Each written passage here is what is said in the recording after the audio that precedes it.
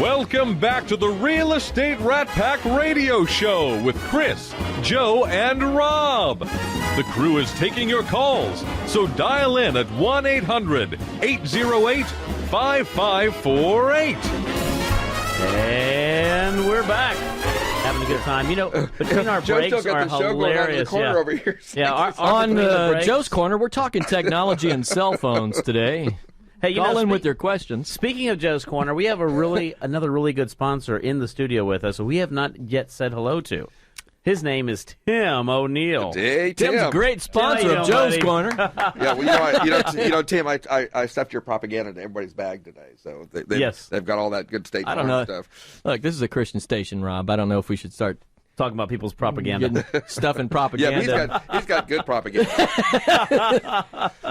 So we have the Queen of the Met in the studio right now. That is so going to stick. That is sticking from now on. You know. Thank you, Rick. Yes, that was a great one, Rick. Well, people should call me T-Bone. Yeah.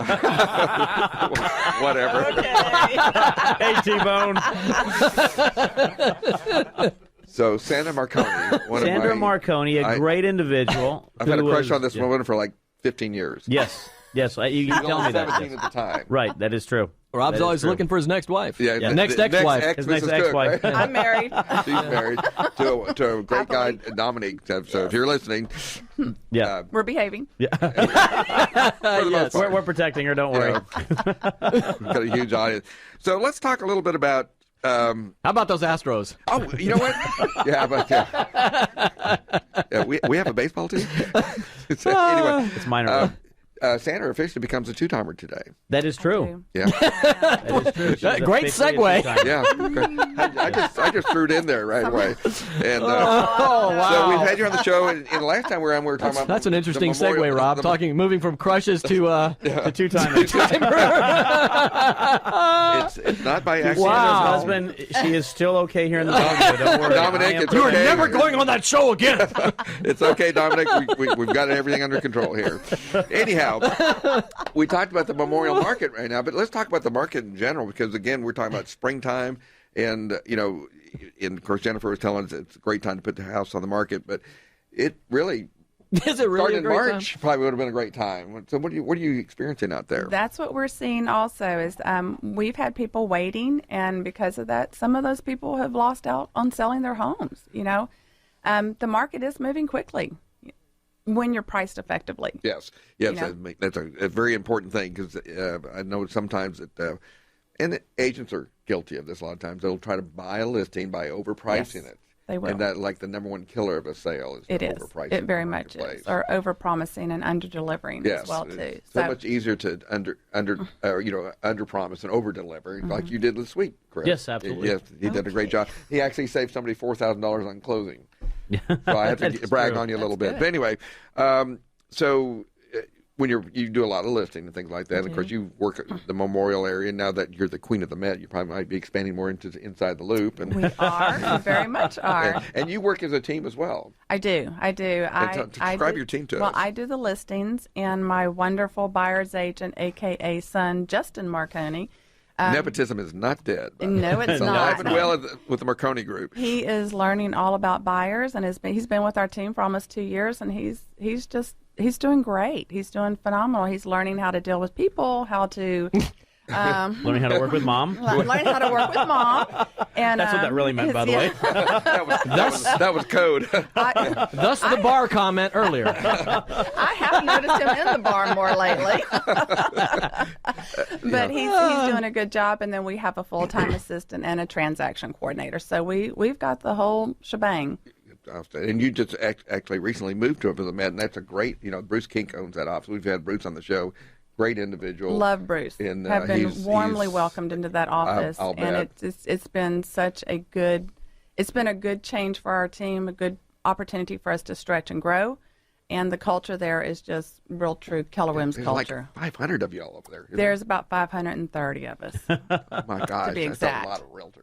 Yes. A lot of red walking around. A lot of red. A lot of red. All good stuff, though. But, you're making mention. Here's one thing that I thought was pretty interesting, and most people don't realize this enough.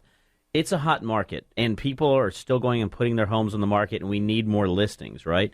But pricing is still extremely important. Just because it's hot doesn't mean you can price your home at whatever price you think you can do and make a deal happen. In fact, I can see from a financing perspective, a lot of times people will overprice their home, get a deal, think it's the greatest deal out there, and then it doesn't make appraised value. Right. And what ends up happening is then there's that negotiation. It comes back down to the normal market value, or they get mad. They say, well, why didn't you, I thought it could be valued at this. Right. Describe how important that still is. I mean, going out there and doing the CMAs, describe that process, and more importantly, why it's important to truly listen to your agents. We spend a lot of time when we do our market analysis with our clients really educating them. People think real estate is easy. The consumer does. It's not? It's not. We sell a home every day. The typical consumer will sell, once every 5 to 7 years, maybe once every 10 years. So everybody thinks that their home is the best, and it should be in their eyes. I think my home is the best too, but the reality is you've got to look at those numbers. Yeah, you can overprice your home, but in the long run, is it going to help you? No, it's not. So the days of multiple offers are really not happening anymore. In some markets they are. It may be happening out in Pearland, but in some pockets it's happening. Not so much out in the burbs or in that Memorial area as well, too. So you've got to be on the mark on your numbers as well. And you've got to listen to your agent and understand. I would agree. Yeah. It's so funny. People when they go to their doctors, they don't argue with their doctor. They go, oh, no. I really disagree with that prognosis about me feeling bad. I don't have a brain tumor. Something's, but they'll argue with us. Right. It's like, really? Right. We're giving you great data. And you're going, oh, no, that's not right. Moral of the story, wear a white coat. Yeah, that might be it. I might try that. I'm your listing doctor. Yes, Dr. Orsak, thank you so much. I'll wear my crown. I am the queen of the Met, and the you're queen of the Met, doctor. and you will listen to me. I'm not a doctor, but I play one on Facebook. The reality is if you overprice a house in the beginning, you'll ultimately take less because it will sit on the market longer and get stigmatized by the people who are in the market looking at it, because they probably patched it the first time. The people who are in that market for your house is in the market right now at the right price. That's right. And if you were going to get it high, they've skipped your house and gone on to another house. Well, and it's interesting because I see a lot of people, a lot of times in their office, and you can speak to this as well, they will come in and they'll be doing the pre-approval, as Jen was saying. Thank you for the big shout out there, Jen. But they'll be doing a pre-approval with me. And then their first question is, well, we're going to make this offer on this property. It's been on the market for 90 days, so we're probably going to go in at a lower price. Buyers look at that nowadays with Absolutely. the millennials, with the information, with technology out there. They see all that data. Right.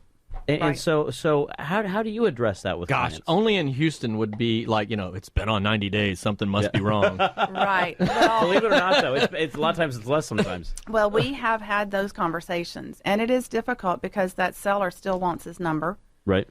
So you have to, and especially with our millennials, God bless them, we love them, but we've got to educate them to understand you've got to negotiate. And that's what we've seen has been real difficult lately, is getting people to negotiate a win-win. But you still have to sit down with the data and show them this is what this home is worth. Yes, they're overpriced, but there could be something else wrong with the house too. They could have had inspections or something else came up. And we go through all of that with our clients and help explain that to them so they understand, kind of what you're going into. But you still can't come in and uber lowball somebody, $100,000 less. You just can't do it. You're just going to irritate everybody. It still happens out there. Typically it's the person relocating who wants to come in and offer a lot less because they don't understand the Houston market. And we're still. It happened to them at their house. Yeah, that's right. Yeah, that's right. Yeah, exactly. They're in a slower market, so they said, let's try it in this market. And even though professionals, I'm sure, Sandra, you probably told them, this is not that kind of market. Yeah, right. here. And then they said, well, we're going to do this. And of course, I always teach in class. We got another show going on over here. I was saying that nobody heard the comment, and you just responded to a voice in your head. Because he said it away from the microphone. So yes. the audience Rob was like, speaks to "Who's Rob himself." talking to?" I I've totally lost it now. Now? What are we talking about? Real estate. We are talking about real estate. The real estate and pricing. But anyway, and sometimes they get it in their head that the market is like the market they came from. And I think it's a really good point, Rick. And so they think ours that way, and they make offers that are lower. They're always in charge, but they're not always right. That's right. So, that is correct. And that's the piece. So you have to kind of do it. And sometimes you have to lose that first house before they go, oh, okay, I get it. Yes, Yeah. and that age group tends to lose a couple of homes, and then about the third one, It's like, they start I might listen to kinda you, Sandra. understand. Yes. Yeah. Well, they're listening to Justin because I do the listings. You hear that, Justin? Yeah, That's Justin, why it's your you fault. got that job. Yeah, blame goes downhill. That wasn't me. That was my son. Yeah, that's right. God love him. But we appreciate him very much, Justin. Mom loves you.